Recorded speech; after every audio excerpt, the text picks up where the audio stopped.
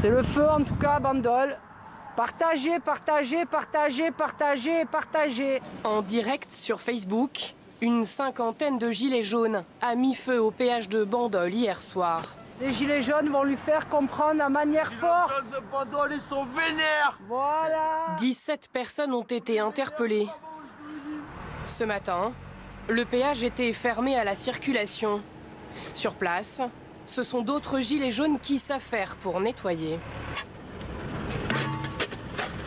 Il y a eu des dégâts, notamment sur les atténuateurs de choc qui sont devant les îlots de péage et qui ont été pour la majorité brûlés. Donc nous devons les remplacer pour pouvoir rouvrir la circulation. 3 cabines ont brûlé. Le péage ne peut pas rouvrir en l'état. Tous les chemins de câbles dessous qui ont été brûlés et donc du coup on n'a plus d'électricité, donc plus d'éclairage sur la plateforme, ce qui est dangereux pour la sécurité des usagers. On n'a plus de caméras et on n'a plus de tout équipement de sécurité, plus de radio, plus de moyens de communication.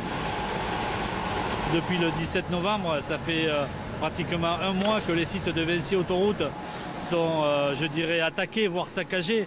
On est à peu près à 250 sites qui ont été attaqués, dont 17 qui ont été incendiés.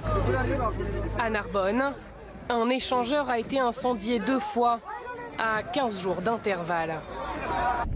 Vinci chiffre le montant total des dégâts à plusieurs dizaines de millions d'euros. Depuis le début de la mobilisation des Gilets jaunes, les péages sont des lieux de blocage symboliques. Donc aujourd'hui, c'est péage gratuit pour tout le monde et puis on filtre pas, on laisse juste passer les gens passer gratuitement, quoi. Et puis comme on dit à tous les gens, on dit merci qui? Merci Manu. Hein, ce qui est normal. Monsieur Macron, on va lui envoyer la facture, vous tracassez pas. Hein, il a pas le même salaire que moi, il va y arriver. Allez-y, c'est gratuit. Des passages qui devraient être effectivement gratuits. Vinci avait envisagé de faire payer les automobilistes a posteriori. Cet après-midi, l'entreprise a finalement renoncé. Autre cible favorite des Gilets jaunes, les radars automatiques. Sur les réseaux sociaux, des dizaines de vidéos où l'on met hors service ces engins qui symbolisent le racket de l'État. Michel Papin est l'une des célébrités de cette guérilla anti-radar.